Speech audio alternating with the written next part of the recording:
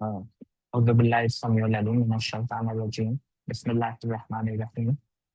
अ, आज का सेशन हम स्टार्ट करते हैं। तो मैं आपको एक रिव्यू दे देता हूँ कि हमने पिछले सेशन में क्या क्या चीज़ें कवर करी थी।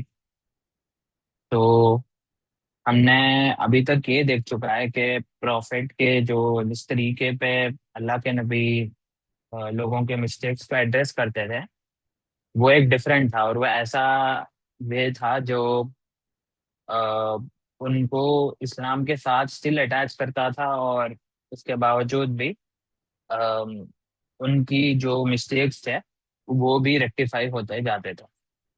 तो उसी के अंदर लाइक हमने मल्टीपल वेज देखे कि किस तरीके से अल्लाह के नबी एड्रेस करते थे। उसमें ये था कि पहले तो सबसे पहले तो जल्दी से जल्दी लोगों की गलतियों को ठीक करने के पीछे लग जाना, और उनकी गलतियों के पीछे की रूलिंग एक्सप्लेन करना। आ, वो किस प्रिंसिपल को ब्रेक कर रहे हैं इस्लाम के, उसको एक्सप्लेन करना। लोगों के माइंड के जो मिसकंसेप्शंस है उसको क्लीन करना। और उसी के कंटेक्स्ट में हम हदीसें कवर कर रहे थे कि जो लोगों के मिस्टेक्स थे उसी के कंटेक्स्ट में। तो हमने ये हदीसें देखी थी कि कुछ ऐसे सहाबा थे जो अल्लाह के नबी जिस तरीके से उनके लाइक अल्लाह के नबी के अगले पिछले सारे गुनाह माफ थे। तो उसी वजह से कुछ सहाबा ऐसे थे जो ये समझते थे कि वो तो बख्शे हुए हैं अल्लाह की तरफ से। तो वो इस तरीके से देखते थे कि जो अल्लाह के नबी की नमाजें हैं, जो इबादतें हैं, उससे ज्यादा उन्हें इबादतें करनी चाहिए। तो अल्लाह के नबी ने उन्हें क्लैरिफाई करके एक्सप्लेन करा था कि नहीं, ऐसा नहीं है। मैं सबसे ज्यादा तुम में से अल्लाह से डरने वाला हूँ, और जो मेरी सुन्नत पे नहीं चलता है वो हम में से नहीं है। और बाज जगह पे ये भी आता है कि जो अल्लाह के नबी की सुन्नत से दूर जाता है, उसका कोई लेना देना नहीं है अल्लाह के नबी के साथ। तो ये भी हमने देख लिया था। तो अब हम एक नेक्स्ट टॉपिक पे जा रहे हैं, जो क्या है, अ, जो लोगों की मिसकंसेप्शन इन जजमेंट होती है। तो उसके कंटेक्स्ट में हम हदीस कवर करेंगे। तो सबसे पहले तो मैं हदीस खोल लेता हूँ। यह है सही बुखारी में।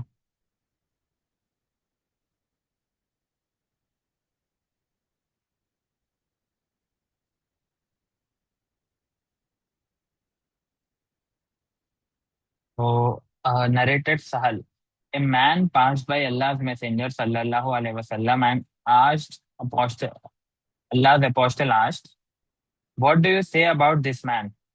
They replied, "If he asks for a lady's hand, he ought to be given her in marriage. If he intercedes, his intercessor should be accepted.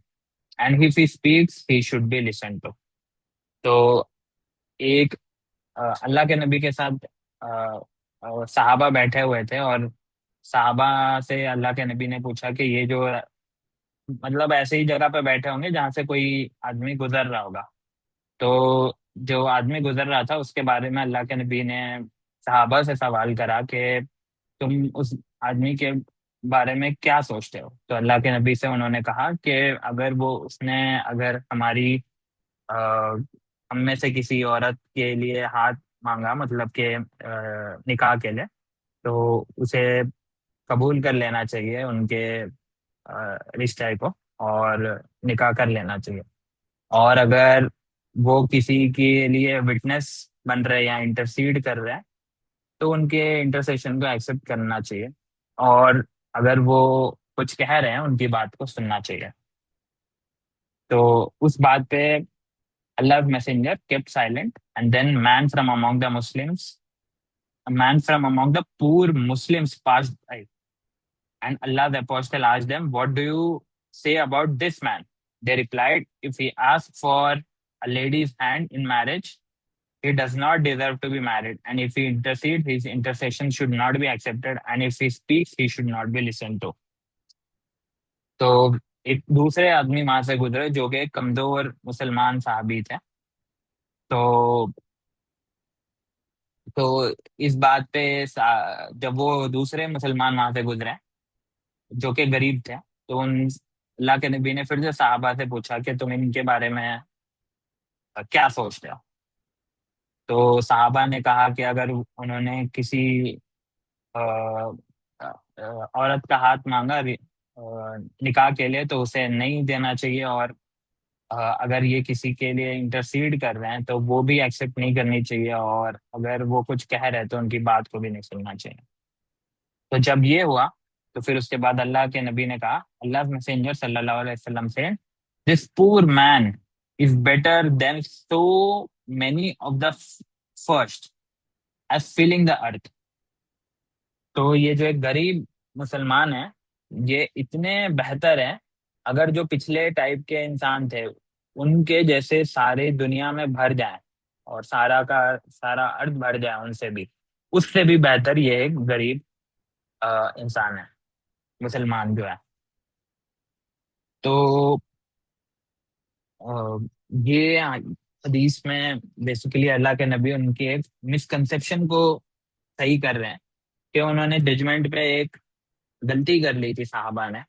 तो उस गलती को अल्लाह के नबी रेक्टिफाई कर रहे हैं कि इंसान को उसके बेसिकली पहली पहला जो इंसान था उसके बारे में ये नहीं बताया गया कि वो मुसलमान था या नहीं था, बट सेकंड केस में यहाँ पे बताया गया एक पूर्व मुसलमान था। तो फिर अ, इसके कंटेक्स्ट में बेसिकली ये हदीस से हमें ये समझ आता है कि क्योंकि सेकंड केस में मुसलमान का मेंशन हुआ और फर्स्ट केस में नहीं हुआ, तो ये बात पता चलती है कि जो गरीब है और जो अल्लाह के रास्ते पे चल रहा है, वो जो काफिर है और जो शिर्क करते हैं उनसे बहुत ही बेहतर है। और ये भी हमें पता चलता है कि अ, गरीब या अमीर या लोगों में किसी इंसान की किस टाइप की रेपुटेशन है वो फर्क नहीं पड़ता। जो अल्लाह की नजर में रेपुटेशन है सिर्फ वो मैटर करती है, जो कि यहाँ पे समझ में आ रहा है। तो ये कंसेप्शन अल्लाह के नबी ने ठीक करा उनका। अच्छा, इस कंटेक्स्ट में मैं ये भी क्लियर कर दूं, इसका मतलब ये नहीं है कि हर मुसलमान जो गरीब है वो बाकी सारे इंसानों से बेहतर है, ऐसा नहीं है।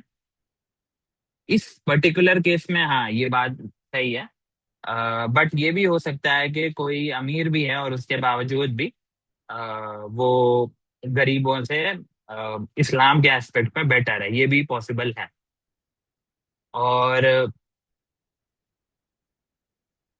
अ, यहाँ पे बस मतलब ये बात नहीं है कि गरीब और अमीर के केस में देखा जा रहा है, उनकी अ, जो दीन के बेसिस पे उनको जज करा जा रहा है, और उनको रिस्पेक्ट देनी चाहिए और उनको प्रेसिडेंस देना चाहिए, ना कि अ, उनका लाइक लोगों में किस टाइप की रेपुटेशन है, क्योंकि वो मैटर नहीं करती।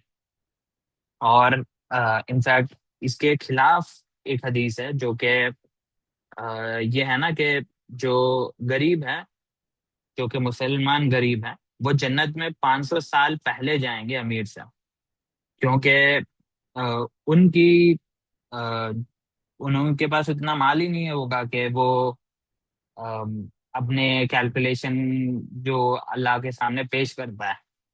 उनके पास अल्लाह ने माल ही नहीं दिया था, तो उनकी जो अ, हिसाब किताब है वो जल्दी से जल्दी खत्म हो जाएगा।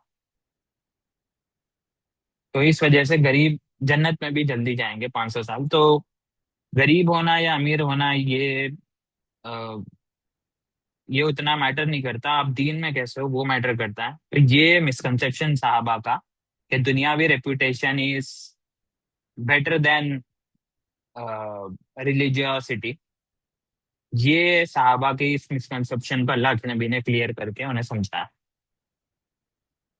तो ये भी एक तरीका है जिससे हमें ट्रीट करना चाहिए लोगों को।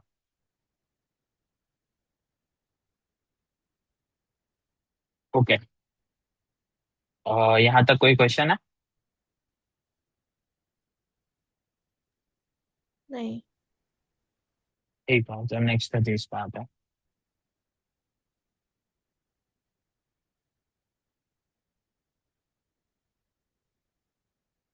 जी। तो काफी लंबी हदीस है बट इम्पोर्टेंट हदीस है।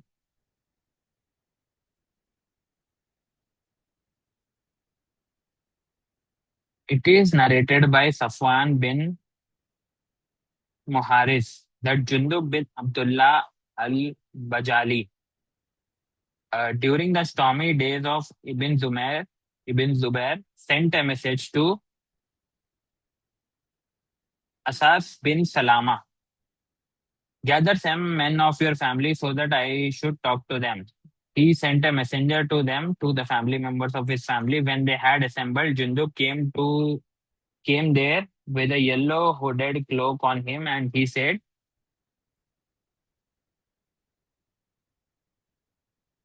he assembled when they assembled, Jundub came there and with a yellow hooded cloak on him. He said, talk what you were busy in talking. So they went on turns till they came till his Jundub's turn. He took off the hooded cloak from his head and said, I have come to you with no other intention but to narrate to you a hadith of your apostle, verily, the messenger of Allah sallallahu alaihi wasallam sent a squad of Muslims to the tribe of Polytheist. Both armies confronted one another. तो basically वो अल्लाह के नबी की एक हदीस explain करने के लिए उनको जमा किया है उन्होंने। और फिर उसके पहले जो अल्लाह के नबी की हदीस है उससे पहले उस हदीस का वो कंटेक्स्ट समझा रहे हैं। तो verily अल्लाह's messenger sent a squad of the Muslims to tribe of the Polytheists. Both armies confronted one another. There was a man among the army of Polytheists who, whenever he intended to kill a man from among the Muslims, he killed him. Among the Muslims too was a man looking forward to an opportunity of this polytheist unmindfulness. तो एक ऐसा काफिर था जो मुसलमानों के opposition में आया था, जिनके खिलाफ अल्लाह के नबी ने आ, आ, जिहाद करने के लिए कुछ सहाबा को भेजा था, जो मुशरिकों के अगेंस्ट। तो उन मुशरिकों में से एक ऐसा उनके आर्मी के अंदर एक मैन था जो जिस मुसलमान के ऊपर उसकी नजर पड़ जाती थी कि इसको तो मैंने कत्ल करना ही करना है, वो उसको कत्ल करके ही रहता था। और फिर आ, तो उसने कई सारे मुसलमानों को ऐसे ही कत्ल कर दिया। फिर मुसलमानों में से भी एक ऐसे सहाबी थे जो अ, जिनकी नजर ना उनके ऊपर थी, जो जो काफिर मुशरिक जिनके जो कत्ल करना, जो मतलब यहाँ पे अ, कत्ल कर रहे थे मुसलमानों का, तो उन्होंने भी उनके ऊपर एक नजर बैठाई रखी थी कि एक अपॉर्चुनिटी ढूंढ रहे थे कि जैसे ही वो उनका ध्यान भटके वो उनके ऊपर अटैक कर दे। तो amongst the Muslim too was a man looking forward to an opportunity of his politics and mindfulness. He said, we talked that he was Usama bin Zaid. When he raised his sword, he, the soldier of politics, uttered, there is no God but Allah. But he, Usama bin Zaid, killed him. तो फिर यहाँ पे पता चल रहा है कि जो सहाबी थे मुसलमानों में से जिन्होंने उनके ऊपर नजर गड़ाई रखी थी उन मुशरिक के ऊपर, उनका नाम उसामा बिन जैद था। और जैसे ही उन्होंने अपनी तलवार को अ, उस मुशरिक के खिलाफ उठा दिया, तो उस मुशरिक ने ला इलाहा इल्लल्लाह पढ़ दिया। बट ला इलाहा इल्लल्लाह पढ़ने के बावजूद भी उसामा बिन जैद ने ये समझा कि ये बस मुसलमानों के डर के वजह से वो उसने कलमा पढ़ा है, ना कि वो दिल से कलमा को हक बात मानता है। तो इसके बावजूद भी उसामा बिन जैद ने उन्हें कत्ल कर दिया। When the messenger of the glad when the messenger of glad tidings came to the apostle, he asked him about the events of the battle, and he informed him about the man Osama and when he what he had done. He called for him, asked him why he has killed him. तो फिर जब ये गजवा खत्म ये सरिया खत्म हुआ, जहाँ से लोग वापस आए, साहबा, अल्लाह के नबी के पास। तो उनसे अल्लाह के नबी ने पूछा कि क्या हुआ, कैसा था।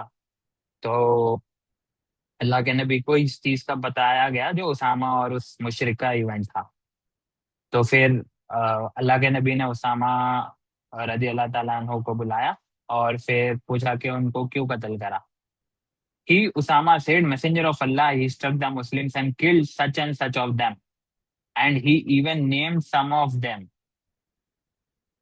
तो फिर उसामा रजी अल्लाह ताला अन्हु ने बताया कि उस मुशरिक ने अ, अ, बहुत सारे मुसलमानों को कत्ल करा और उनके नाम भी अल्लाह के नबी से बताया उन्होंने। And he even named some of them. And he continued, I attacked him when he saw the sword. He said, there is no God but Allah. The messenger of Allah said, did you kill him? He replied in the affirmative. He remarked, what would you do with? There is no God but Allah. When he would come on day of judgment, तो फिर अल्लाह अल्लाह के नबी को जब उन्होंने बताया कि उन्होंने कैसे उनका कत्ल करा, और फिर अल्लाह के नबी ने पूछा कि क्या तुमने उसे कत्ल कर दिया उसके बावजूद भी, तो उन्होंने फिर उसको उस बात को माना, उन उसामा ने। और फिर अल्लाह के नबी ने उनसे क्वेश्चन करा कि बेसिकली उनको समझाने के तौर पे क्वेश्चन करा कि अ, मतलब ये गुस्से में क्वेश्चन करा है, एक्सक्लेमेशन है ये कि तुम क्या करोगे उसामा के जब ये ला इलाहा इल्लल्लाह आपके सामने आएगा डे ऑफ जजमेंट पे। तो he Usama said, messenger of Allah, beg pardon for me. He said, what would you do with that? There is no God but Allah. When He would come before you on day of judgment, He Prophet added nothing to it but kept saying, what would you do with? There is no God but Allah when He would come on the day of judgment. तो अल्लाह के नबी ने इस चीज को उनके अंदर बसाने के लिए मल्टीपल टाइम सेम चीज को रिपीट करा कि क्या करोगे तुम जब वो ला इलाहा इल्लल्लाह आपके सामने आएगा डे ऑफ जजमेंट के दिन। ये चीज उन्होंने मल्टीपल टाइम्स रिपीट करी, बावजूद के उन्होंने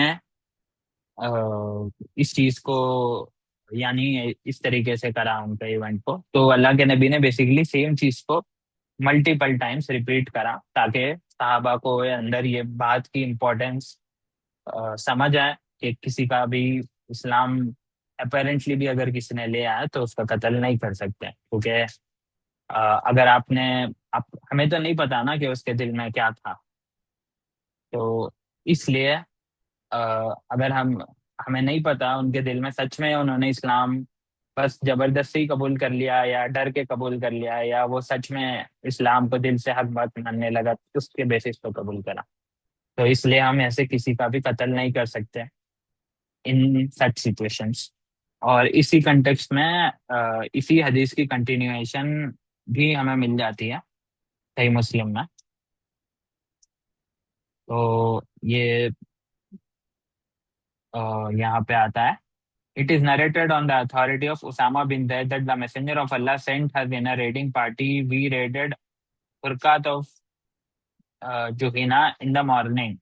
I caught hold of a man and he said, there is no God but Allah, and I attacked him with the spear. It once occurred to me that I talked about it to the apostle. The messenger said, did he profess, there is no God but Allah, and even then you killed him? I said, Messenger of Allah, he made profession out of the fear of the weapon. तो यहाँ पे ये reason आ गया कि उसामा बिन जैद ने क्यों कत्ल करा, कि उन्होंने ये समझा कि जो वो जिन जिन मुशरिक जो मुशरिक थे, उन्होंने इस वजह से इस्लाम कबूल करा था क्योंकि वो उस वेपन से डर गए थे। He, the Holy Prophet, observed, did you tear his heart in order to find out whether it had professed or not? And had he went on repeating it to me till I wished I had embraced Islam that day. फिर अल्लाह के नबी ने इस बात को इतनी दफा repeat करा, क्या तुमने उनके दिल को खोल के देखा कि उनके दिल में इस्लाम है या नहीं है, और उन्होंने सच्चाई के साथ कबूल करा या नहीं करा। तो फिर ये बात अल्लाह के नबी इतनी बार रिपीट करे कि उन्हें ऐसे लगा कि काश मैं आज इस्लाम कबूल कर लेता और मेरे पिछले सारे गुनाह माफ हो जाते। Saad said, by Allah, I would never kill any Muslim as long as a person with heavy belly, that is Usama, would not kill. Upon this, a person remarked, did Allah not say, and fight them until there is no more mischief in the religion is wholly for Allah? Saad said, we fought so that there should be no mischief, but you and your companions wish to fight so that there should be mischief. तो ये last part जो है relevant है। Main important यहाँ पे इन दो हदीसों से हमें ये समझ में आनी चाहिए कि कई दफा अ, किसी की मिस्टेक को की गलती को हाईलाइट करने के लिए उस मिस्टेक को मल्टीपल टाइम्स रिपीट करना, ये भी एक इफेक्टिव स्ट्रैटेजी है जिसके थ्रू लोगों के दिल में उस मिस्टेक की इंटेंसिटी बैठ जाए। तो ये this is one of the strategy जो अल्लाह के नबी इस्तेमाल करते थे। और इसके हमारे पास अ, और भी एग्जांपल्स हैं।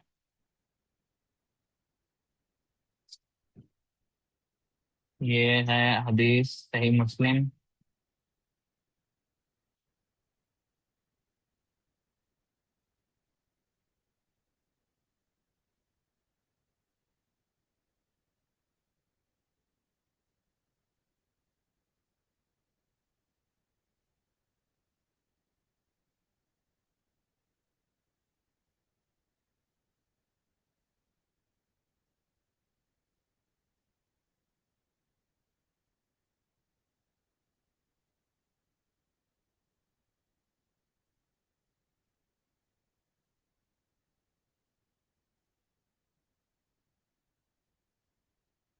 ये है हदीस।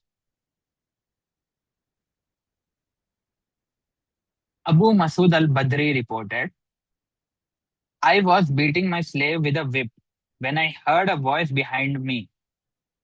तो वो अपने एक स्लेव को, अबू मसूद अल बदरी, विप से मार रहे थे। और जब वो मार रहे थे उन्होंने पीछे से आवाज सुनी, understand Abu Masood, but I did not recognise the voice due to the intensity of anger.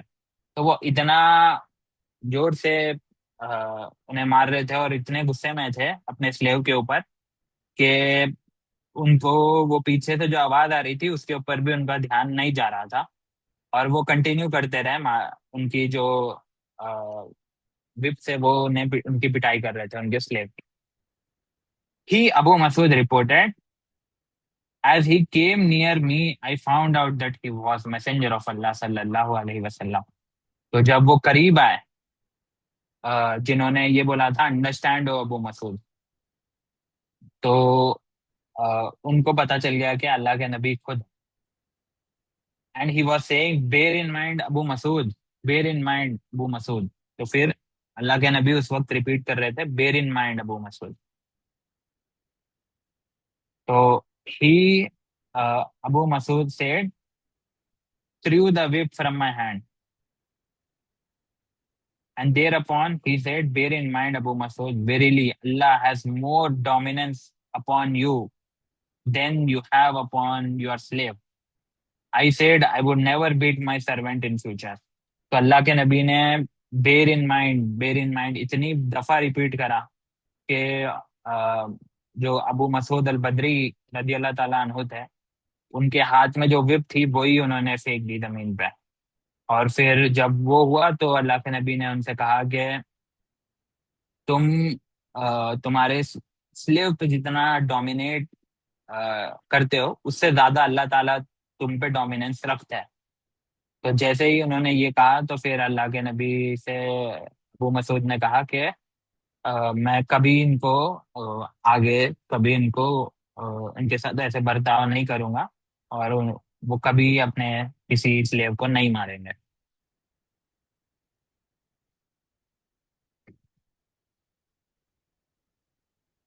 तो फिर इसी कंटेक्स्ट में ये हदीस कंटिन्यू भी होती है।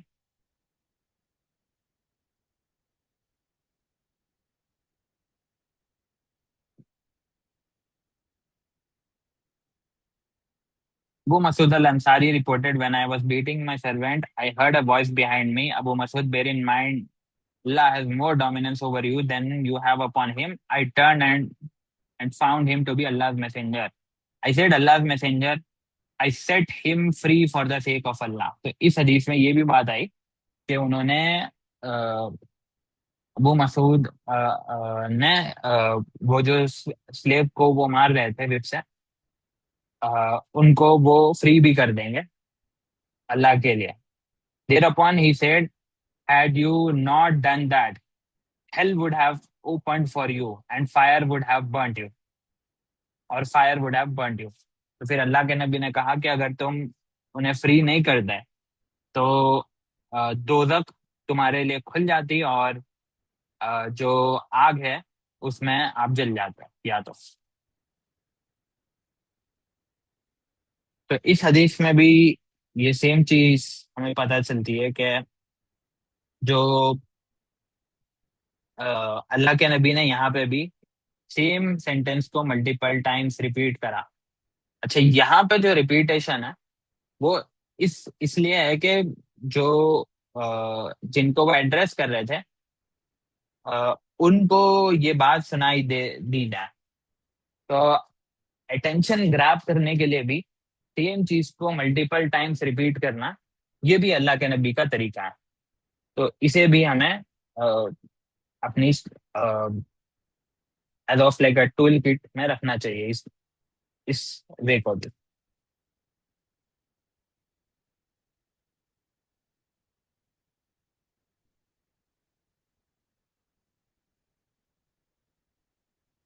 ओके, यहाँ तक कोई क्वेश्चन है?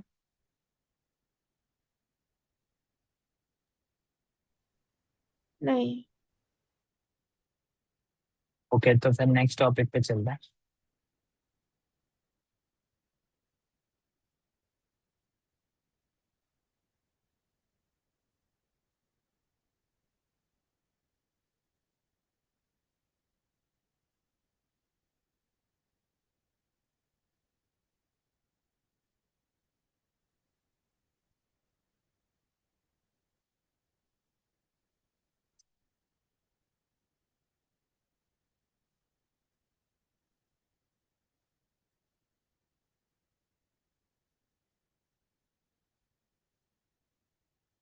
ये हदीस का डिटेल वाले।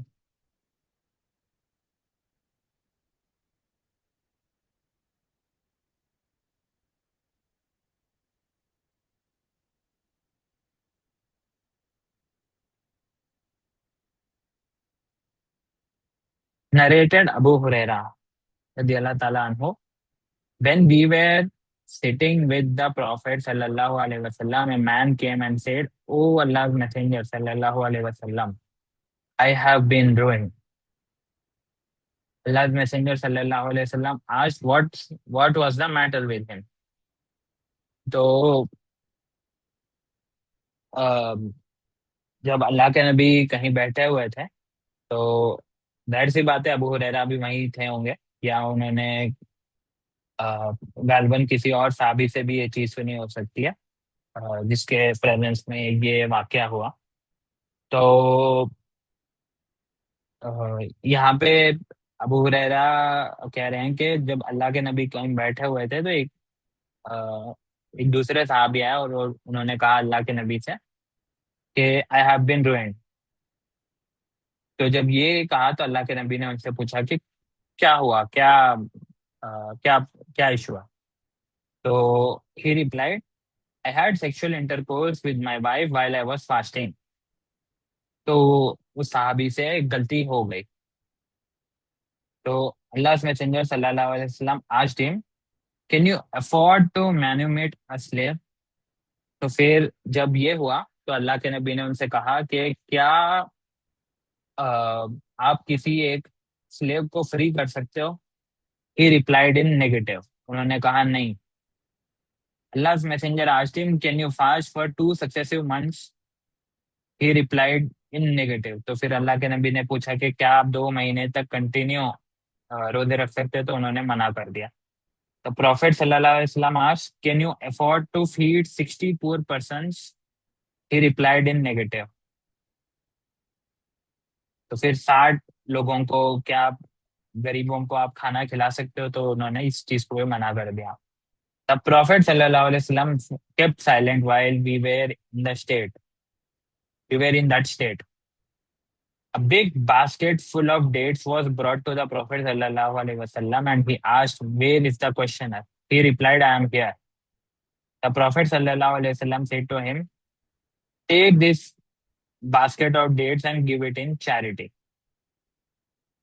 तो अल्लाह के नबी ने कहा कि अ, जब अ, कुछ टाइम हो गया और जब अल्लाह के नबी के सामने एक बास्केट फुल ऑफ डेट्स पेश किए गए, एज ए गिफ्ट हो सकता है या अल्लाह के नबी के किसी घर से ही आया हो सकता है खाना, तो नहीं केसेस पॉसिबल है। तो जब ये हुआ तो अल्लाह के नबी ने उन सहाबी को ये चीज दे दी, डेट्स की जो टोकरी थी। और फिर उनसे अ, और फिर उन्हें जब ये दिया और फिर कहा कि ये तुम सदका कर दो इस डेट्स का। The man said, should I give it to a person poor than आई?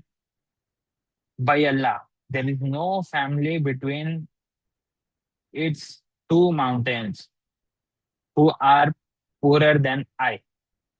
तो फिर अल्लाह के नबी से उन्होंने कहा, वो सहाबी ने, कि मैं, मेरे से गरीब कौन ही इंसान होगा आ, आ, ये दो माउंटेन्स के बीच में।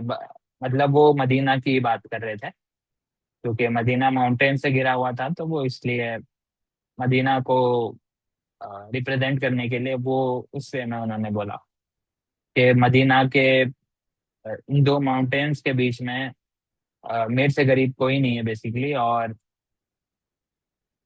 और फिर इस बात पे द प्रॉफिट सल्लल्लाहु अलैहि वसल्लम smiled till his premolar teeth became visible and then said, feed your family with it. तो फिर अल्लाह के नबी उस बात पे स्माइल करा, अल्लाह के नबी ने, और इतना स्माइल करा कि उनके प्रीमोलार टीथ, जो होने वाले टीथ होते हैं, वो भी नजर आने लग गए।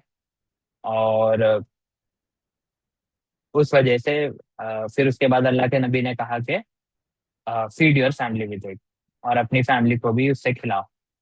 तो यहाँ पे हमें ये बात पता चलती है कि अल्लाह के नबी ने उन्हें इतने बार डिफरेंट डिफरेंट ऑप्शंस दिए और उनके लिए दीन सिंप्लीफाई करके चीज को एक्सप्रेस करा।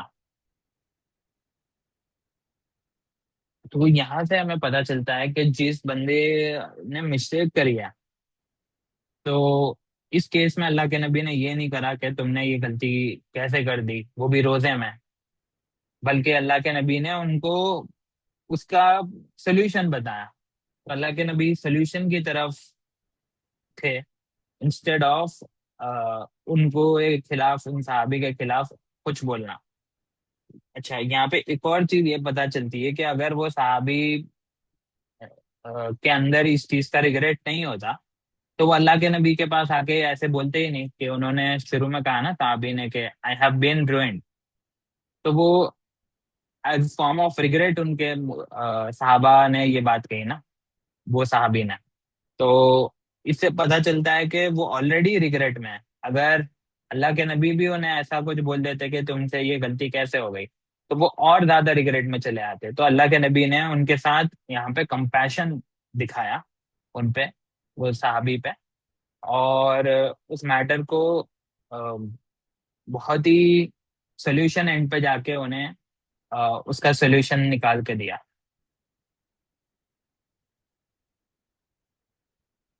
तो हमें भी जब हमारे साथ भी ऐसा हो कि हमें पता है कि जो सामने वाला है वो ऑलरेडी गिल्टी फील कर रहा है, वो ऑलरेडी रिग्रेट रिग्रेट में है किसी मिस्टेक के वजह से, तो हमें ये नहीं करना चाहिए कि उसके मिस्टेक को और हाईलाइट करें। इनफैक्ट हमें सोल्यूशन बताना चाहिए और उनकी प्रॉब्लम को सॉल्व करना चाहिए। तो ये हम इस हदीस से सीखते हैं। और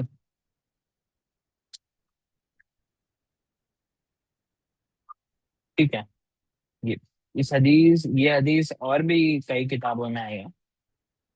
बहरहाल लाइक इसका जो कोर कंटेंट है वो ये सही बुखारी से कवर हो जाता है, तो मैं वो बाकी हदीस से स्किप करता हूँ।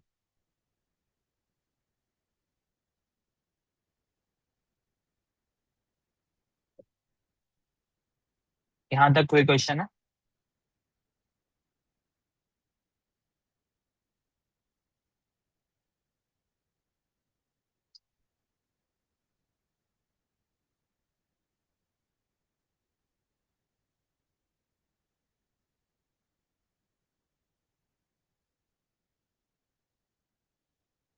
ओके, मैं आगे बढ़ता हूँ तो अब नेक्स्ट टॉपिक पे हम चलते हैं। बहरहाल ये सही बुखारी की रिवायत है।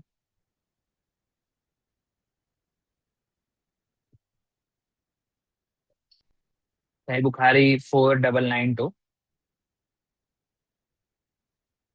पहले हम हदीस को कवर कर लेते हैं, देन उसके पीछे की हिकमत को हम कवर करेंगे। तो narrated Umar bin al Khattab, I heard Hisham bin Hakim reciting Surah Al-Furqan during the lifetime of Allah's Messenger sallallahu alaihi wasallam, and I listened to his recitation and noticed that he recited in several different ways which Allah's Messenger sallallahu alaihi wasallam has not taught me. तो हजरत उमर फरमा रहे हैं कि उन्होंने अ, Hisham bin हाकिम रजी अल्लाह ताला अन्हु को सूरह फुरकान की तिलावत करते हुए सुना। और जब वो तिलावत कर रहे थे, अ, अ, और वो तिलावत नमाज की हालत में कर रहे थे, तो नमाज में उन्होंने जिस तरीके से हजरत उमर ने खुद अल्लाह के नबी से दिखा था, उससे सूरह फुरकान जो हाशिम बिन हाकिम अ, तिलावत कर रहे थे वो बहुत ही डिफरेंट थी। और फिर वो ऐसी थी कि जो अल्लाह के नबी से हजरत उमर ने नहीं सीखी थी, उस तरीके वैसा वाला तरीका।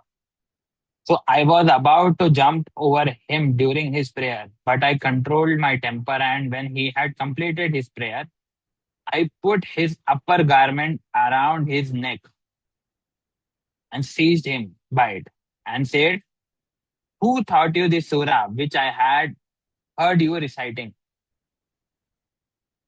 तो जब ये हुआ तो हजरत उमर को लगा कि ये तो कुरान कोई अल्लाह के नबी भी दुनिया में ही, और हाशिम बिन हिकाम की रिसाइटेशन उन्हें सुन के लगा कि ये तो अल्लाह के नबी की प्रेजेंस होने के बावजूद आ, मतलब हाशिम बिन हिकाम ने एक तरीके से कुरान को बदल दिया।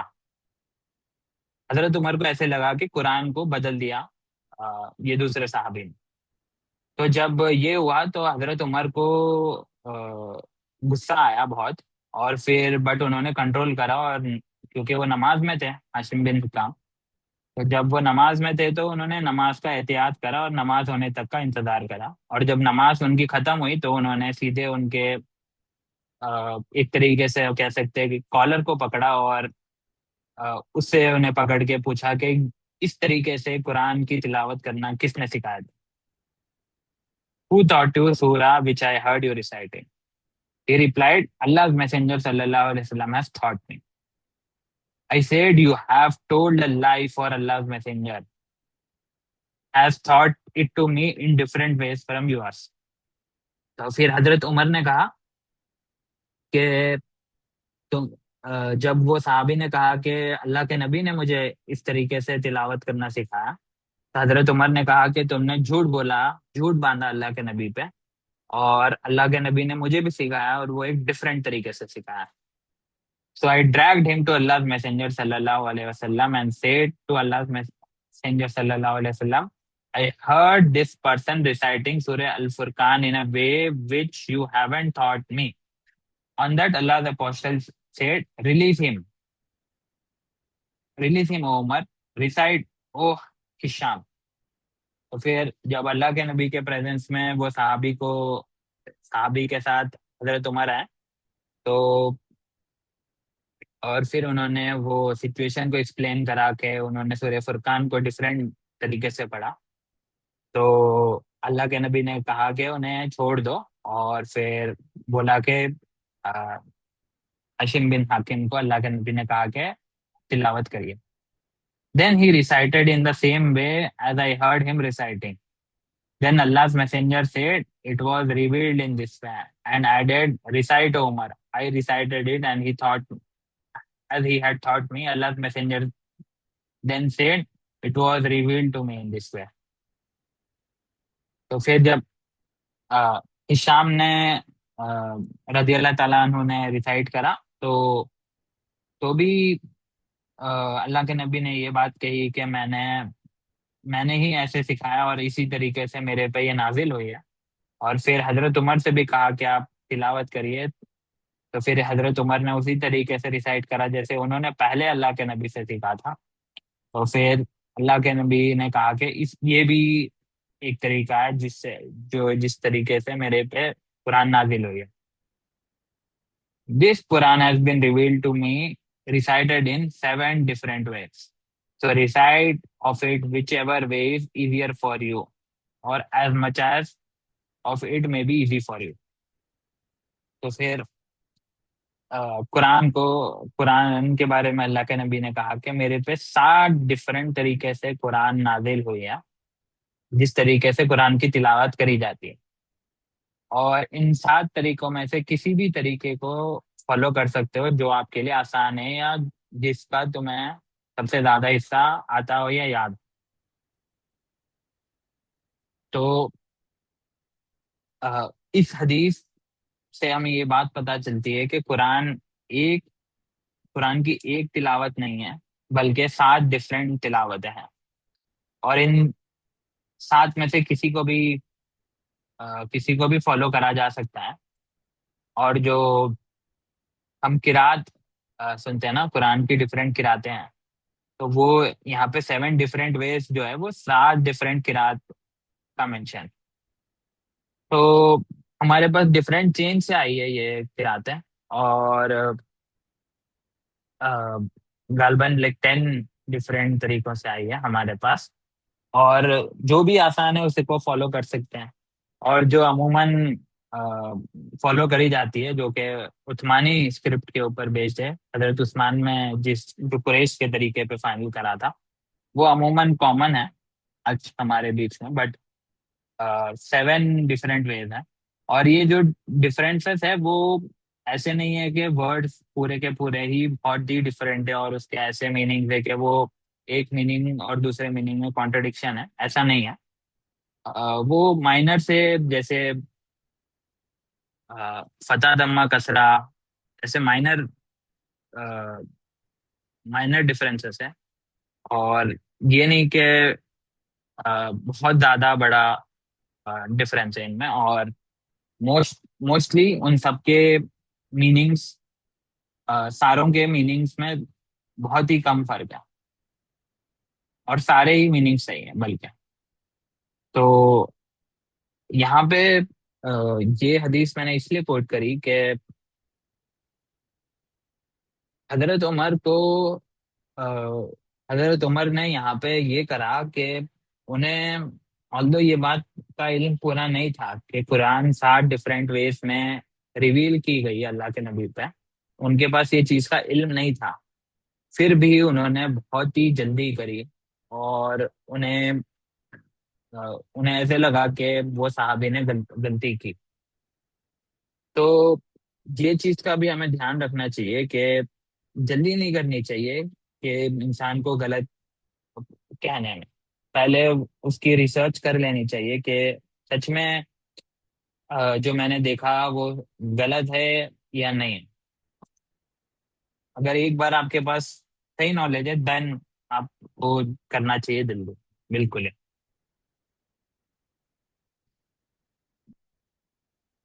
इस हदीस से हमें ये भी पता चलता है कि जब हम मिस्टेक्स को ठीक कर रहे हो लोगों के, या लोगों को टेस्ट कर रहे हो, तो उस केस में हम लोगों को कह सकते हैं कि हमारे सामने वो सेम चीज को रिपीट करिए। जैसे यहाँ पे हाकिम इब्ने हिशाम और हजरत उमर बिन अल खत्ताब से अल्लाह अल्लाह के नबी ने कहा। और फिर यहाँ पे ये भी हमें चीज दिख रही है, जो कि जिस जिस सिंपलिसिटी के साथ, जो काम मैनर के साथ में अल्लाह के नबी ने इस मैटर को डील करा, और अ, हजरत उमर ने जो जल्दबाजी करी, उसको अल्लाह के नबी ने करेक्ट करा काम में।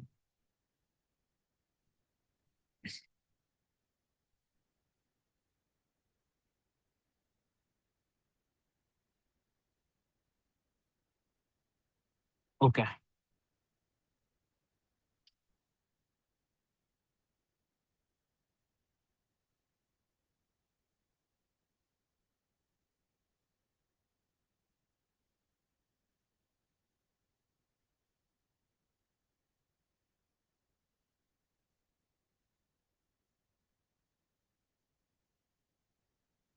नेक्स्ट हदीस है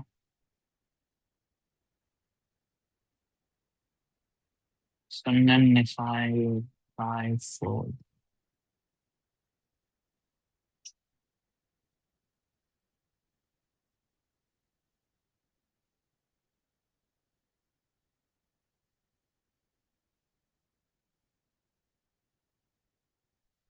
तो ये हदीस है सुनन निसाई की। अ, और इस हदीस को जुबैर अली रई सही कहते हैं। It is narrated that Abbad bin सुराबिल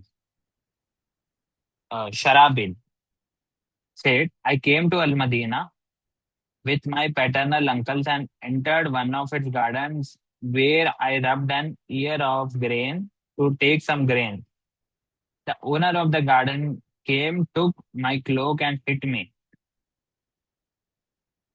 तो जब अब्बाद बिन शराबिल मदीना गए अपने अंकल्स के साथ, तो उस वक्त उन क्योंकि मदीना में बहुत सारे ऐसे ओपन ओपन ऐसे गार्डन्स रहते थे जहाँ पे खाना उगाते थे, क्योंकि फार्मिंग करते थे वहां पे मदीना में साहबा।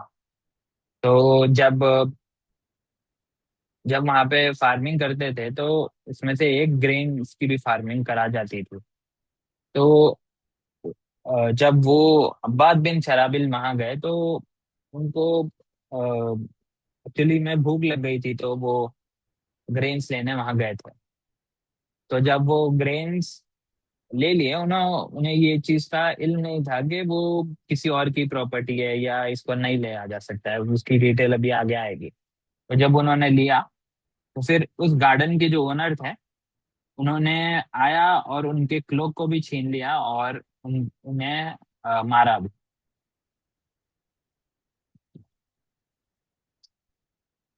तो जब ये हुआ, तो I came to the messenger of Allah and sought his help against him. तो फिर अ, अब्बाद बिन शराबिल अल्लाह के नबी के पास आए, सल्लल्लाहु अलैहि वसल्लम के पास।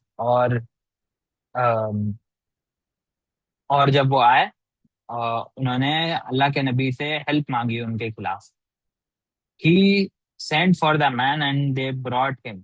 और फिर उन्होंने कुछ सहाबा को भेजा होगा अल्लाह के नबी ने, कि जिन्होंने ऐसे करा उनके साथ, उनको बुला के लाओ। He said, what made you do that? He said, O messenger of Allah, he entered my garden, took one of the ears of the grain and rubbed it. Messenger of Allah said, you did not teach him if he was ignorant, nor feed him if he was hungry. Give him back his cloak. And Messenger of Allah ordered me with a wasp or half a wasp. तो जब उन्होंने ये करा, तो अल्लाह के नबी के पास वो जब दूसरे साहबी आए जिन्होंने उनको मारा था और उनका क्लोक छीन लिया था, तो उन्होंने पूछा, अल्लाह के नबी ने उनसे पूछा कि तुमने ये क्यों करा। तो उन्होंने बोला कि उन्होंने मेरे ग्रेन को लिया और उसे बेसिकली चुरा लिया। तो मतलब वो कहना चाह रहे थे कि अल्लाह के नबी, इसे मैंने चोरी करते हुए रेड हैंडेड पकड़ा, और इसलिए मैंने उसको मारा और उसका ग्लोब भी छीन लिया। तो अल्लाह के नबी ने उनसे कहा कि तुमने पहले तो ये नहीं पूछा कि उन्हें उस चीज का इल्म नहीं था कि ऐसे नहीं लेना चाहिए, और ना ही तुमने ये देखा कि वो भूखे हैं या नहीं, ये तुमने पूछा भी नहीं उनसे, और ना उन्हें खिलाया। फिर उन्होंने फिर अल्लाह के नबी ने कहा, हुक्म दिया उन्हें कि उनका ग्लोब को वापस कर दो।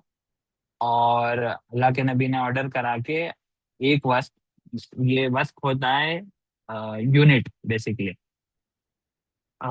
यूनिट ऑफ व्हीट जो उन्होंने लिया था, तो एक वस्क व्हीट या आधे वस्क व्हीट को देने की अल्लाह के नबी ने कहा। तो उन्हें बेसिकली वो चीज दे दी गई। तो इससे हमें ये बात पता चलती है कि अल्लाह के नबी ने वो दूसरे सहाबी को इसलिए डांटा कि उन्होंने जो चोरी कर रहे थे, जो कि जिनके पास मतलब इल्म नहीं था कि वो चोरी है, वो बेसिकली ऐसे ही खाना वहां पे था, तो वो भूख की शिद्दत में लिए होंगे या कोई भी रीजन था होगा। तो उन्होंने पहले पूछना चाहिए था ना कि किस हालत में हो जो आपको ये लेना पड़ रहा है। तो यहाँ पे एक गोल्डन प्रिंसिपल हमें मिल रहा है, जो कि ये है कि सबसे पहले तो किसी को हम मिस्टेक करते हुए देखें या पकड़े, तो उस केस में हमें वो सरकमस्टेंसेस को पहले समझना चाहिए जिन सरकमस्टेंसेस में आ, वो मिस्टेक कर रहे हैं। हमें डायरेक्टली एग्रेसिवली उनके ऊपर अटैक नहीं कर देना चाहिए। हमें पहले सरकमस्टेंसेस समझना चाहिए, क्योंकि शरिया में चोरी करना फॉर एग्जाम्पल हराम है, बट कुछ केसेस में स्कॉलर्स कहते हैं कि चोरी करना हलाल है। अ, तो डिपेंडिंग अपॉन सर्कमस्टेंसेस शरिया के भी रूल्स चेंज होते हैं एक्सट्रीम केसेस में। तो हमें सर्कमस्टेंसेस जाने बगैर किसी के ऊपर ऐसे अग्रेसिव बिहेव नहीं करना चाहिए किसी के साथ, उनकी मिस्टेक्स को ठीक करने के लिए। और फिर यहाँ पे हमें ये भी पता चलता है कि अल्लाह के नबी ने जिस ओनर ने उन्हें मारा, अब्बाद बिन शुराबिल को, उस फार्म के ओनर ने, तो अल्लाह के नबी ने उनके मारने पे अल्लाह के नबी ने उन्हें कोई पनिशमेंट नहीं दिया, क्योंकि वो, अगर हम टेक्निकली देखें तो चोर को पकड़ के उन्होंने क्या करा, मतलब उनको मारा ना, चोर उनके नजर में तो वो उन्होंने सही चीज करी। बट उन्हें ये चीज का नहीं पता था कि कंडीशन और सरकमस्टेंसेस भी जानना जरूरी होता है यहाँ पे। पहले ही उनके ऊपर अग्रेसिवली बिहेव कर दिया उन्होंने। तो बेसिकली हमें सारे कंडीशन देखने चाहिए, उसके बाद हमें मिस्टेक को ठीक करने के लिए जाना चाहिए। यहाँ तक कोई क्वेश्चन है? नहीं, it's clear. अस्सलाम वालेकुम। वालेकुम अस्सलाम रहमतुल्लाह।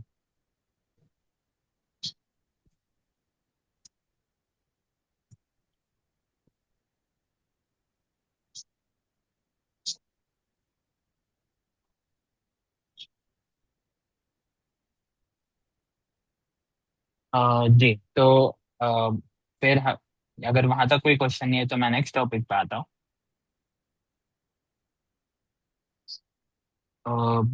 सॉरी, मैं पूछ सकती हूँ ये बुक आपने डाउनलोड की हुई है, या अगर मैं खोलना चाहूँ तो कैसे खोल सकती हूँ, या डायरेक्ट गूगल से खोली है? अ, ये बुक मैं आपको ग्रुप पे शेयर कर दूंगा इंशाल्लाह। मेरे पास इसकी कॉपी डाउनलोडेड है मेरे पास, और मेरे पास फिजिकल कॉपी भी है इस बुक की। अ, ठीक है, आप शेयर कर दीजिए, थैंक यू। जी,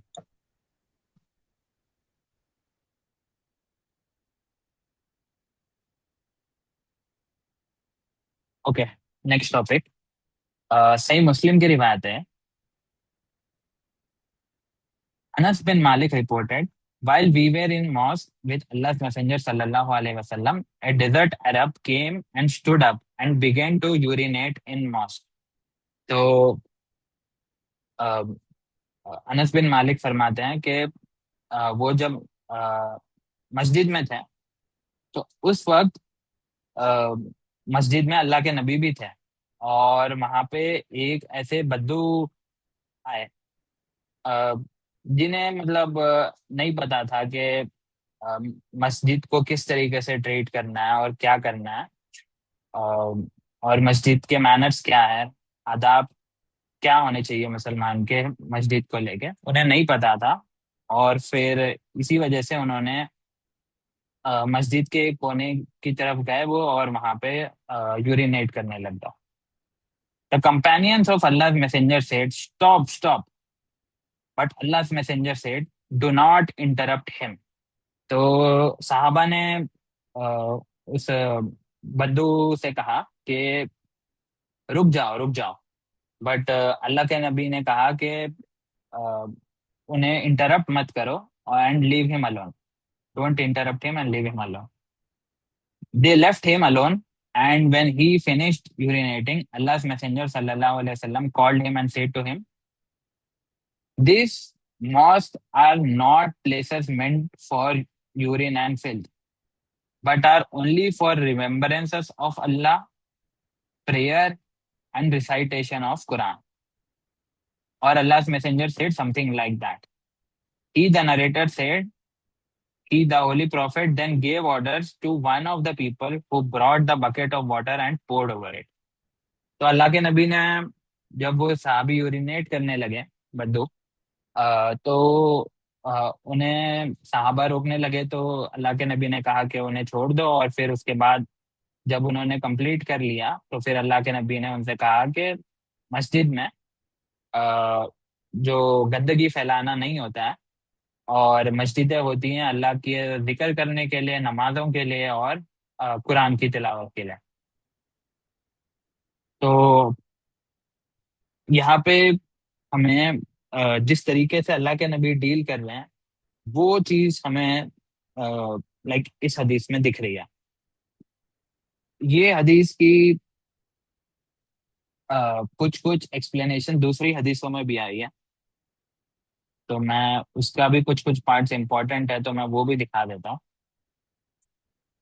तो narrated Abu Hurairah, a Bedouin urinated in mosque and people rushed to beat him।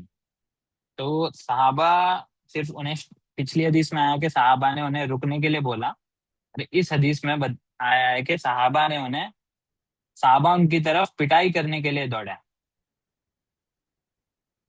और फिर एक हदीस में आता है सुन्नन निसाई में, सुन्नन निसाई की ये हदीस को दुबैर अली दई सही कहता है, तो इसलिए मैं यहाँ पे कोट कर रहा हूँ। बेडुइन केम टू मस्जिद and urinated and people yelled at him, लोग उन पे चिल्लाने लगे। तो पहली में आया कि लोग अ, उन्हें रुकने के लिए बोले, दूसरे में आया कि लोग उनके उनके पीछे मारने के लिए गए, और तीसरे में आया कि लोग उन पे चिल्लाने लगे। तो डिफरेंट डिफरेंट साहबा ने डिफरेंट तरीके से, कुछ ने चिल्लाया होगा, कुछ ने, कोई उन्हें मारने के लिए उनके पास गए होंगे, कुछ ऐसे होंगे जिन्होंने रुकने के लिए बोला होंगे, क्योंकि उन्हें मस्जिद के आदाब ऑलरेडी पता थे बाकी साहबा को। तो यहाँ पे हमें ये बात पता चलती है कि साहबा ने मस्जिद के आदाब को इतना एक्सटेंसिवली उन्हें पता था कि सब लोग उनके पीछे पड़ गए। बट अल्लाह के नबी की हिकमत तो डिफरेंट थी। तो अल्लाह के नबी ने यहाँ पे ये समझा सही कि अगर उन्होंने यूरिनेशन ऑलरेडी स्टार्ट कर दिया है, और अगर उन्हें रोक दिया गया बीच में, तो ये होगा ना कि अ, या तो वो दूसरे साहबी जो यूरिनेट कर रहे हैं वो एम्बैरिस ऑलरेडी हो चुके हैं, और एम्बैरिस हो जाएंगे, उन्हें फिर कहीं और जाना पड़ जाएगा। और फिर ये होगा, दूसरा ऑप्शन ये है कि गंदगी मस्जिद में और ज्यादा फैल सकती है। तो ये दोनों ही जो सिचुएशंस हैं, यूरिनेशन को अगर रोक भी देते तो भी ये दोनों में से कोई एक चीज होना पॉसिबल है। और ये भी हो सकता था कि जो जो बद्दू ऐसे कर रहे हैं उनके कपड़े भी नापाक हो जाते। तो अल्लाह के नबी ने ये सारी चीजों की फार साइटेडनेस उन्हें समझ आ गई। और फिर उन्होंने यहाँ पे देखे दो चीजें हैं। एक तो ये है कि मस्जिद गंदी हो जाना, दूसरी ये है कि वो साहबी जो बद्दू साहबी है जो ऑलरेडी मैरिज हो चुके हैं, वो अ, उनके कपड़े खराब हो जाना और मस्जिद और ज्यादा गंदी हो जाना। तो अल्लाह के नबी ने उनको रोकने के बजाय उनको कंटिन्यू करने के लिए अलाउ कर दिया। तो इससे ये बात पता चलती है, अगर हमारे पास दो ऑप्शंस है, दो खराब, दोनों में ही खराब हो रहा है चीजें, तो हमें ऐसे ऑप्शन को चूज करना चाहिए जिसमें इविल कम है। तो ये चीज हमें इससे पता चलती है। तो सहाबा जल्दी में थे, लाइक सहाबा उन्हें मारने के लिए उनके पीछे चले गए। बट अल्लाह के नबी ने हिकमत के साथ यहाँ पे स्टेप लिया और लेसर इविल स्टेप को अपनाया। तो ये भी जरूरी है कि जब हम किसी के मिस्टेक को ठीक कर रहे हैं तो उसके साथ हम कामली डील करें। ये नहीं कि हम उसे एम्बैरिश कर दे या सिचुएशन की वजह से आप उसकी मिस्टेक को छोड़ो, उसके अंदर और उल्टा तकब्बुर आ जाए या उसके अंदर और वो बुराई और बढ़ जाए। तो इसलिए हमें यहाँ पे बिल्कुल ही केयरफुली कामली ऑप्शन को चूज करना चाहिए। तो एक हदीस में इनफैक्ट ये भी आता है कि जब अ, ये जो बद्दू साहब ही थे ना जिसने मस्जिद में यूरिनेट करा था, वो अ, उनसे अल्लाह के नबी ने पूछा था कि क्या आप मुसलमान हो? तो उन्होंने कहा हाँ मैं हूँ। तो फिर उनसे अल्लाह के नबी ने पूछा था कि क्या सोच के आपने मस्जिद में यूरिनेट करा? तो फिर अ, वो बद्दू साहबी ने बोला कि मुझे इस बात का इल्म नहीं पता था, और उन्हें ऐसे लग रहा था कि ये बाकी जैसी सारी जगह है, ये भी एक वैसी ही जगह है। तो इसकी इनफैक्ट मैं दिखाई देता हूँ ना एक दूसरी रिवायत में, सुनन इब्ने माजा 5:29।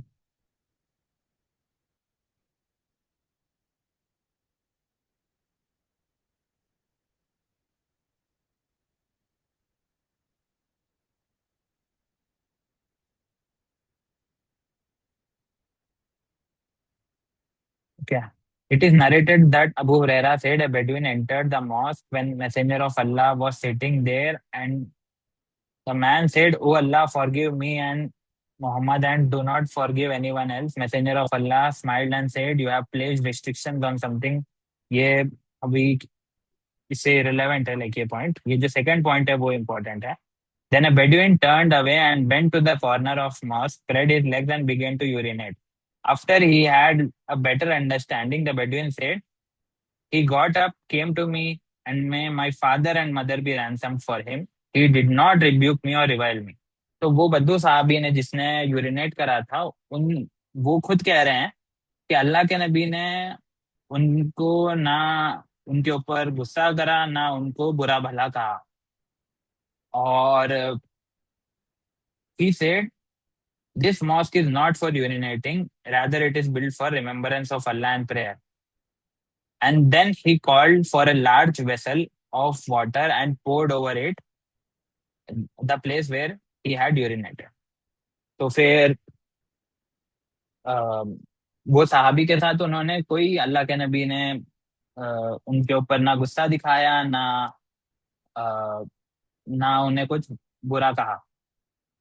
तो इससे भी पता चलता है कि क्योंकि वो साहबी as a form of ignorance कर रहे थे, उनका ऐसा इंटेंशन नहीं था कि मस्जिद को जानबूझ के वो खराब करें।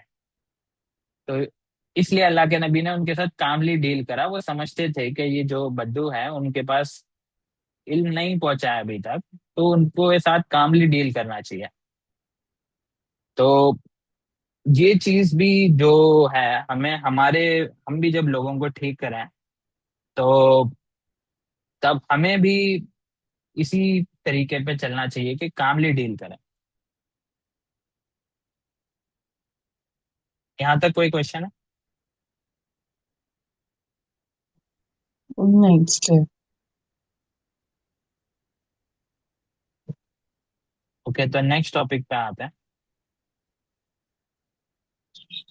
नेक्स्ट टॉपिक है, मैम बताओ।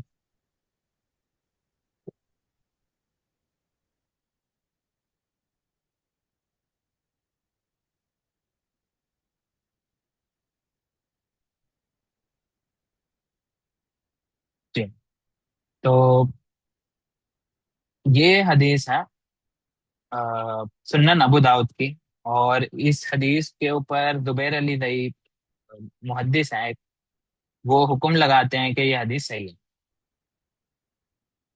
तो नरेटेड अबू तलबा अल कुशहानी, when people encamped, the narrator Amr Amr ibn Usman al-Hamsi said, when messenger of Allah sallallahu alaihi wasallam encamped, the people scattered in the glens and wadis. The messenger of Allah sallallahu alaihi wasallam said, you scattering in these glens and wadis is only of the devil. तो अ, किसी गजवे पे सहाबा और अल्लाह, उस गजवे में अल्लाह के नबी भी शरीक थे, वो कहीं जा रहे थे। तो फिर कोई किसी गजवे की, कौन सा गजवा है यहाँ पे उसका मेंशन नहीं है। बहरहाल वो जा रहे थे, तो तब सहाबा इस तरीके से मूव कर रहे थे कि वो एक दूसरे से बहुत दूर दूर थे, वो फैले हुए थे। वहां पे माउंटेन्स और वैलीज भी थी। ग्लेन्स एंड वादीज जिसका यहाँ पे मेंशन आया, माउंटेन्स और वैलीज। तो ऑलरेडी माउंटेनियस रीजन में ये होता है ना कि कई सारी ऊंचाई, ऊंची और नीची स्लोप्स रहते हैं। तो और सहाबा उसमें स्कैटर हो चुके थे। तो फिर अल्लाह के नबी ने उनसे कहा, you are scattering in this glens and wadis is only of the devil. They afterwards they afterwards kept close together when they encamped to such an extent that it is used to be said that if a cloth were to spread over them, it would cover them all. तो अल्लाह के नबी ने उनसे कहा कि ये जब ये जो तुम लोग एक दूसरे से दूर हो, वो शैतान की तरफ से है। तो सहाबा फिर ऐसे साथ में रहने लगे कि अगर उनके ऊपर एक कपड़ा भी डाल दिया जाए तो वो सारे उस कपड़े के नीचे कवर हो जाएंगे। मतलब बहुत ही एक दूसरे से क्लोज चला करते थे फिर वो।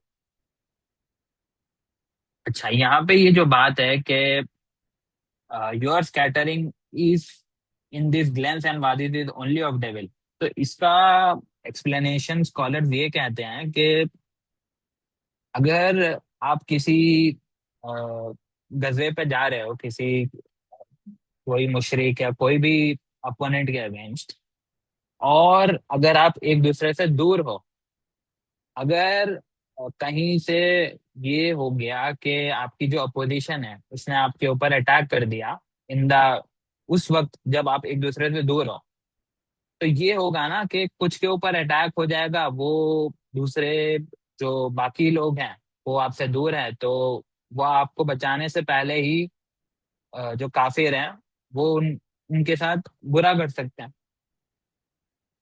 तो एक दूसरे की हेल्प, ऑल्दो वो सेम चीज के लिए, सेम टास्क के लिए जा रहे हैं कि अपोजिशन को हराने के लिए जा रहे हैं, वो टास्क में ये जो तरीका है उस टास्क को हार्म कर रहा है, ना कि बेनिफिट कर रहा है, कि वो एक दूसरे से दूर थे।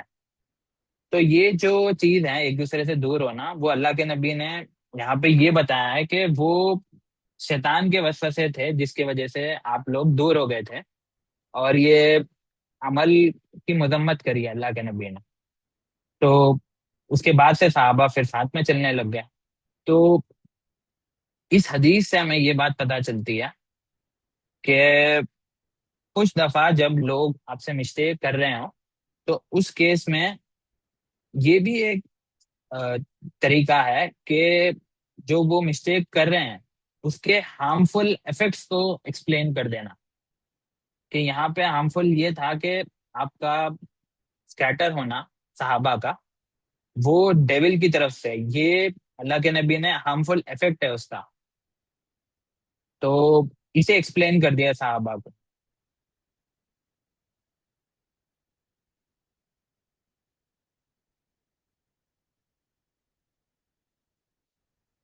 जी।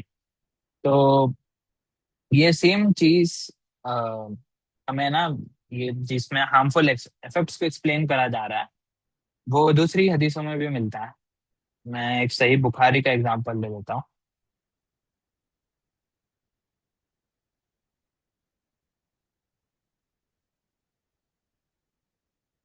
सही बुखारी, इसकी लंबी वर्जन है सही मुस्लिम में।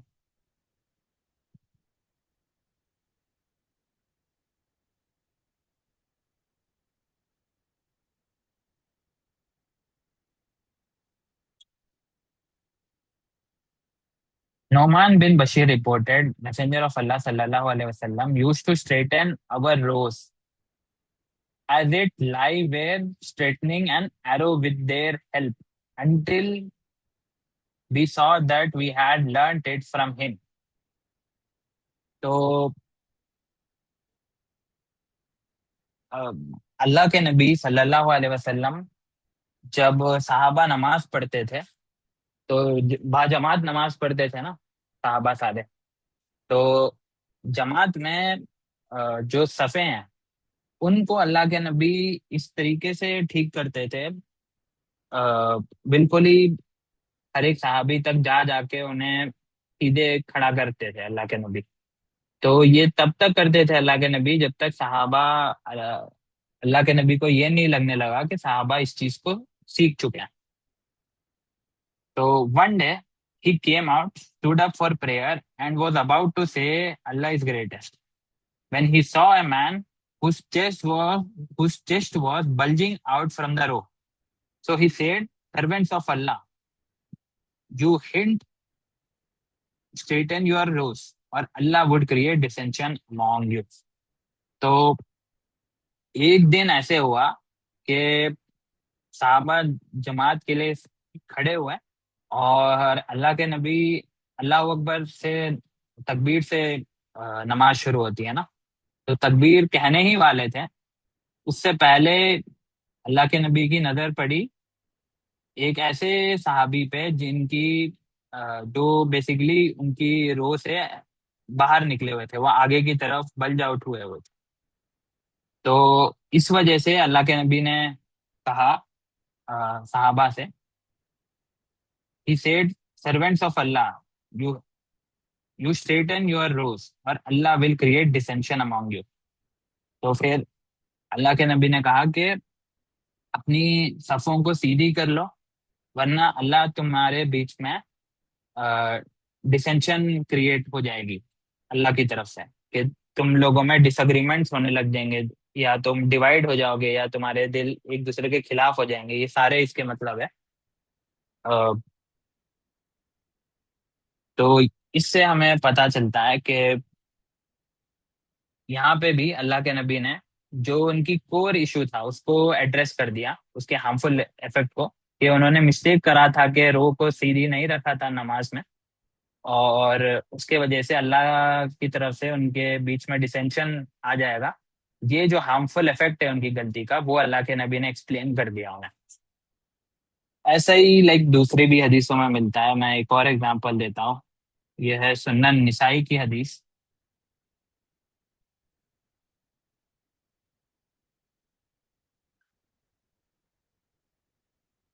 ये जो सुन्नन निसाई की रिवायत है, इसको भी जुबैर अली रही और शेख अल्बानी दोनों ही इस हदीस को सही कहता है। इसकी पिछली वाली रिवायत है, 815। हाँ, ये वाली। Anas narrated that the Prophet sallallahu alaihi wasallam said, "Make your rows solid and close together, and keep your necks in line."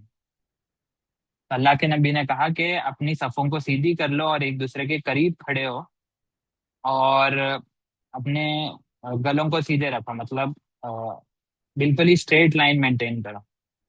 Bye one in whose hand is the soul of Mohammad, I can see shayateen entering through the gaps in the rows as if they are small sheep.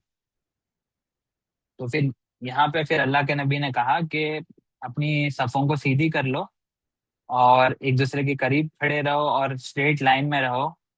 और अल्लाह के नबी ने कसम उठाई और फिर कहा कि मैं तुम में ये देखता हूँ कि शयातीन जो गैप्स है उनमें से छोटी बकरियों की तरह सफ़ों में दाखिल हो रहे हैं. तो यहाँ पे भी अल्लाह के नबी ने हार्मफुल इफेक्ट एक्सप्लेन कर दिया कि अगर नमाज में रोज ठीक नहीं है तो वहां पे शयातीन दाखिल हो जाएंगे और फिर लोगों पे वसवसे आएंगे कि नमाज के अंदर. तो ये भी एक हार्मफुल इफेक्ट था जिसको अल्लाह के नबी ने एक्सप्लेन कर दिया.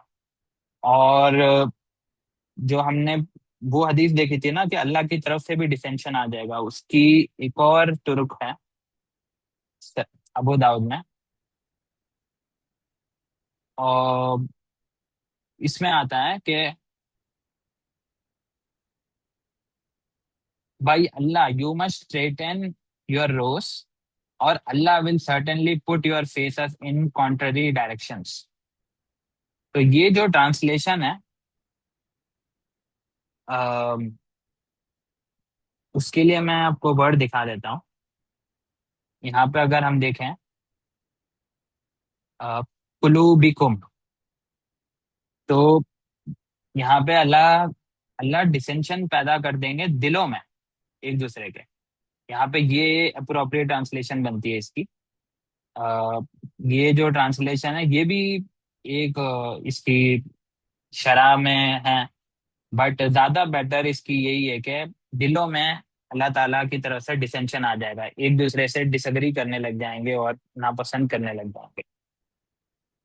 तो ये एक मीनिंग है कि अगर रोज सही नहीं रहेंगी तो वो दिलों से डिवाइड हो जाएंगे. तो यहाँ पे भी अल्लाह के नबी हार्मफुल इफेक्ट्स को एक्सप्लेन कर रहे हैं उनकी मिस्टेक्स के.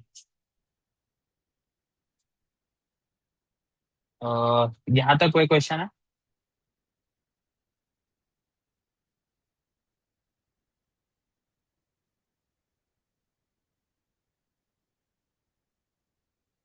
ओके, इसके और भी एग्जांपल्स मिलते हैं. मैं मल्टीपल एग्जांपल्स इसलिए दे रहा हूँ इस टॉपिक के कि ये चीज अ, हमें जिस तरीके से अल्लाह के नबी का ये वाला एग्जांपल है ये समझना ज्यादा जरूरी है. क्योंकि हम गलती को बिल्कुल ही या तो गुस्से से रिब्यूक करते हैं या उन्हें बुरा कह देते हैं कुछ, जिनसे वो दिलों से इस्लाम से मुतनफ़र हो जाते हैं. बल्कि अल्लाह के नबी का जो तरीका है ये बहुत ही इफेक्टिव है कि सिंपली जो हार्मफुल इफेक्ट है उसको एक्सप्लेन कर देना, जिससे उनके जो लॉजिक है वो ही ठीक हो जाए. अगर वो लॉजिक को समझ जाएंगे तो वो खुद भी उसके ऊपर अमल करेंगे, क्योंकि उस बात से उन्हें तसल्ली हो जाएगी. तो ये एग्जाम्पल है सही मुस्लिम का.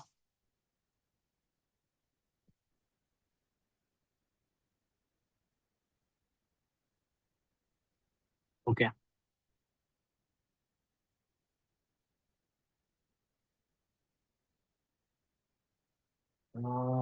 ओके.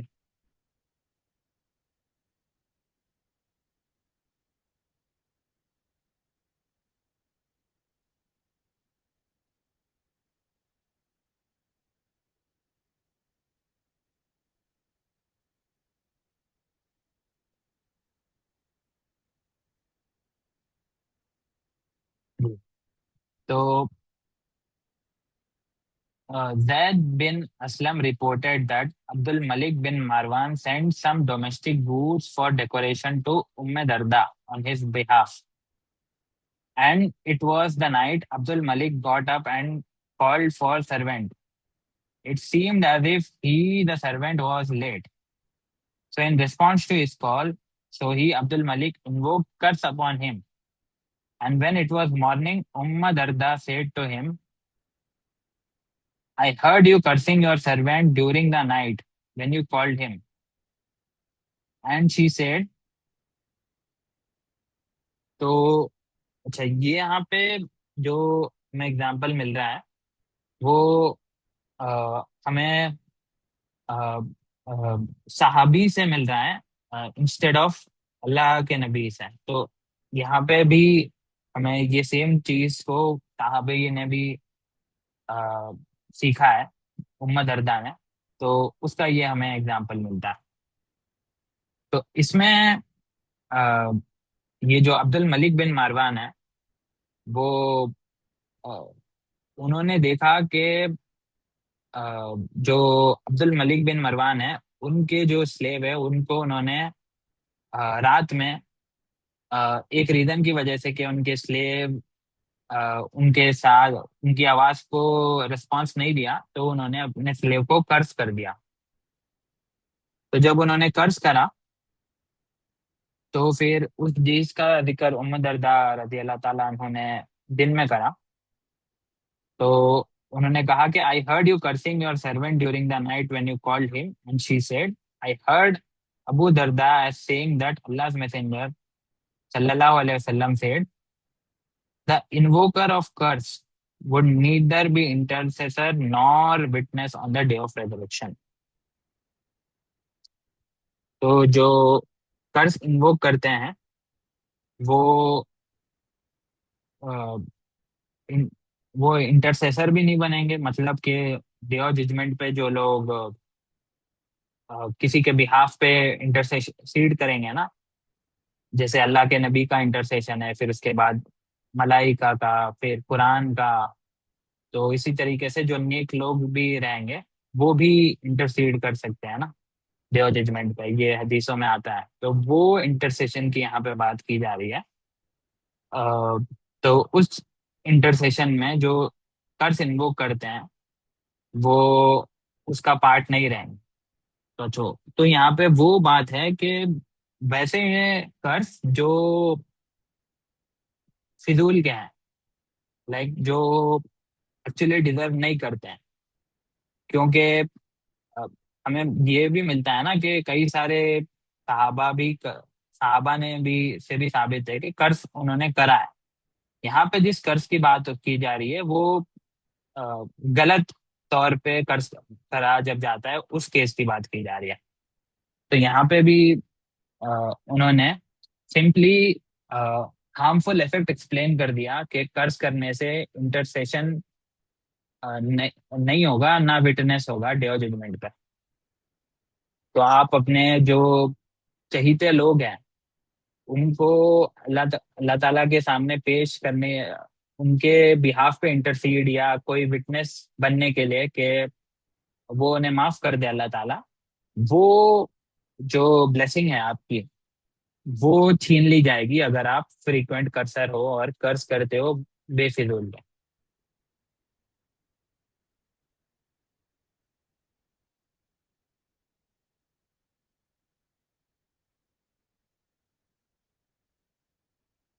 अ, इसका एक और एग्जांपल मैं दे देता हूँ।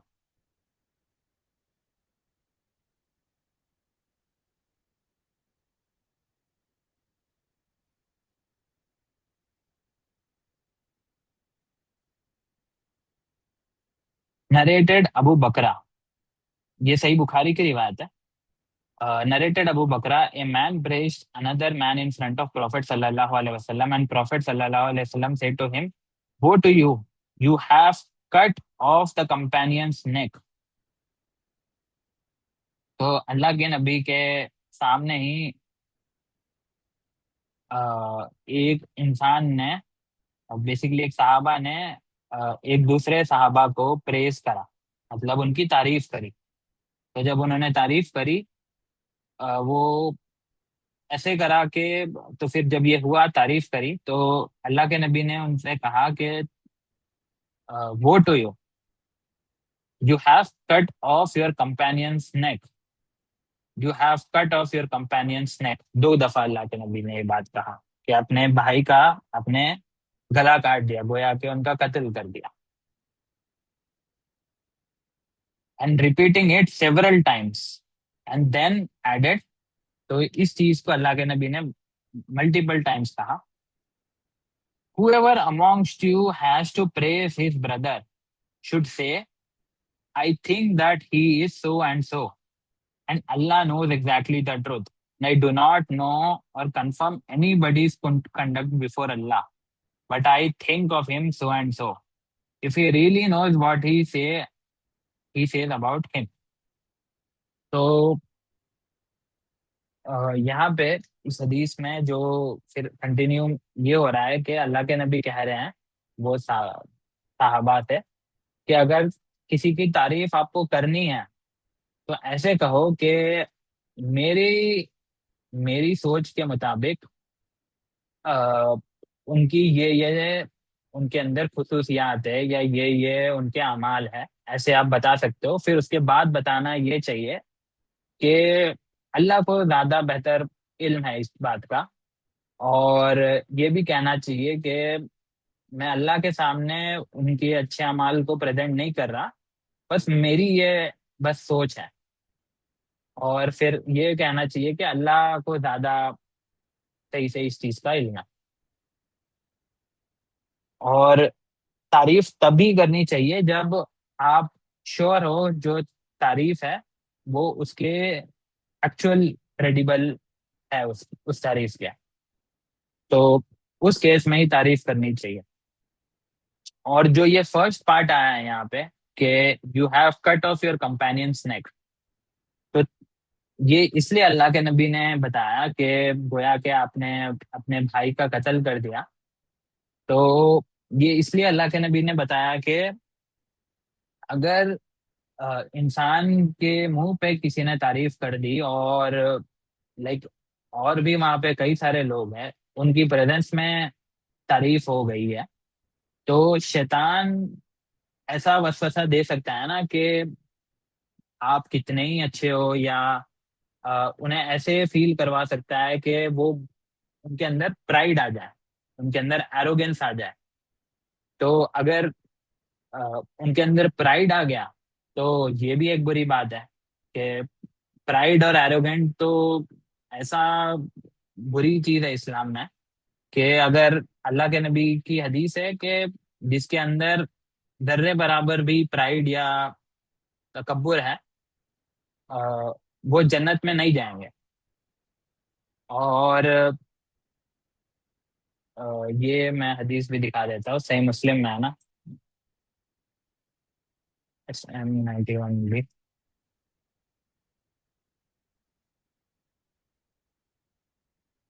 None shall enter fire who have in heart weight of a mustard seed of iman, and none shall enter paradise who have in heart the weight of mustard seed of pride।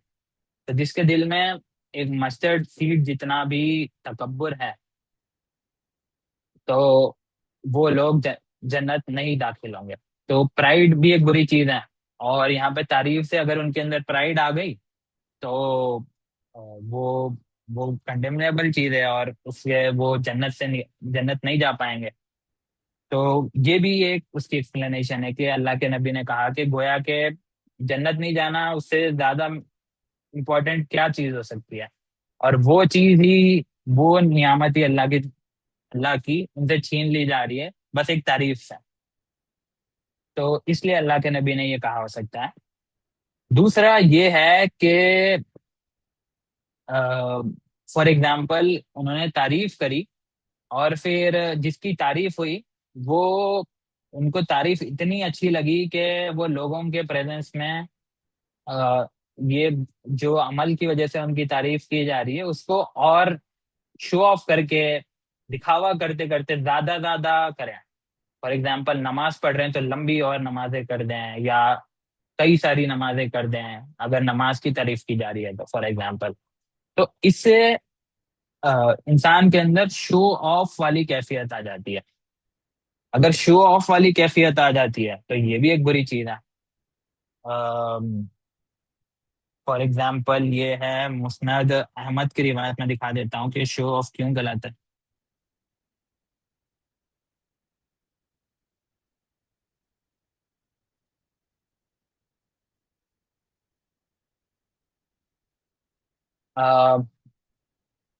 It is नरेड ये मुस्नद अहमद की जो रिवायत है, ये हसन दर्जे की रिवायत है। दारुसलाम ने इसकी रेटिंग करी है। It is narrated from Hazrat Mahmood bin Labid that the noble prophet sallallahu alaihi wasallam said, what I fear for you is minor shirk। तो अल्लाह के नबी कह रहे हैं कि मैं तुम्हारे लिए इस चीज से डरता हूँ। ये अल्लाह के नबी साहबा से कह रहे हैं कि साहबा के लिए अल्लाह के नबी सबसे ज्यादा माइनर शिर्क से डरते हैं। People asked O messenger of Allah what is meant by minor शिर्क। अल्लाह के नबी से साहबा ने पूछा कि माइनर शिर्क क्या है। द नोबल प्रॉफिट सल्लल्लाहु अलैहि वसल्लम से showing off, रिया।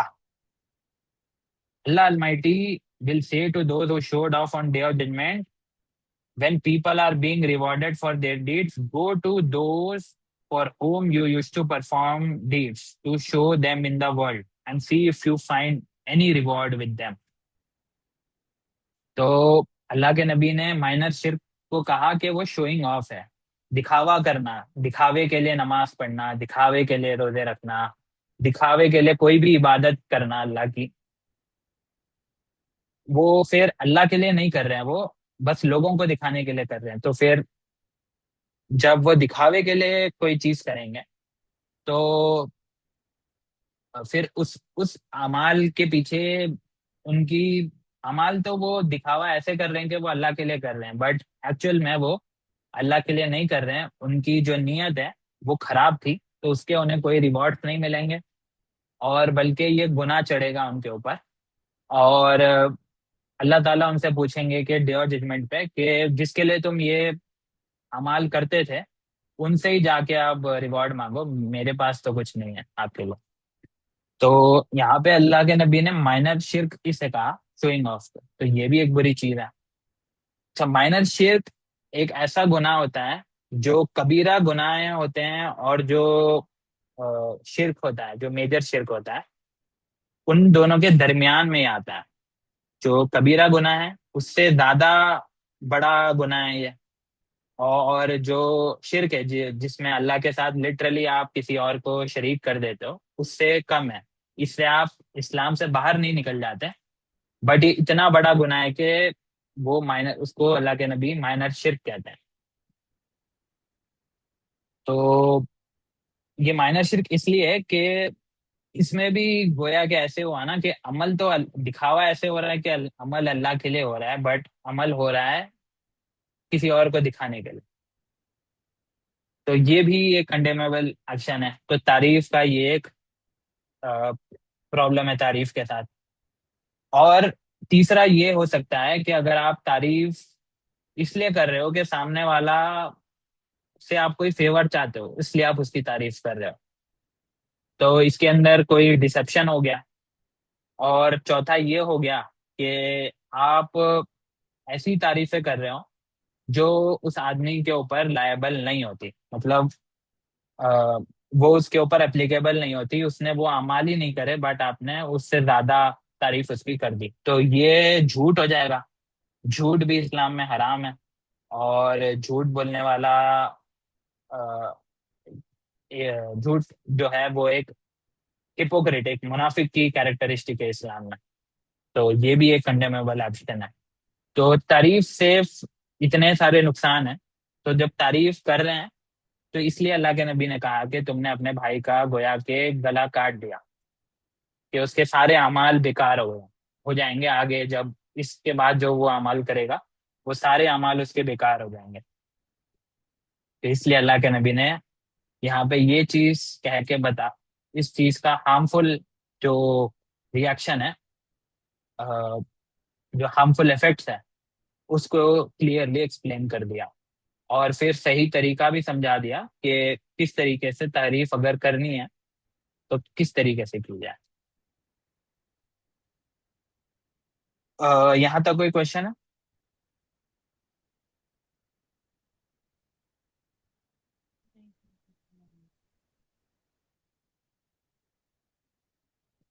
ओके, अगर कोई क्वेश्चन नहीं है देन फिर हम सेशन आज का यहाँ पे एंड करते हैं। इंशाल्लाह नेक्स्ट सेशन में इसी टॉपिक के ऊपर और भी कुछ हदीस हैं उसको हम कवर करेंगे। जज़ाकल्लाह खैर। अस्सलाम वालेकुम वरहमतुल्लाहि वबरकातुहू।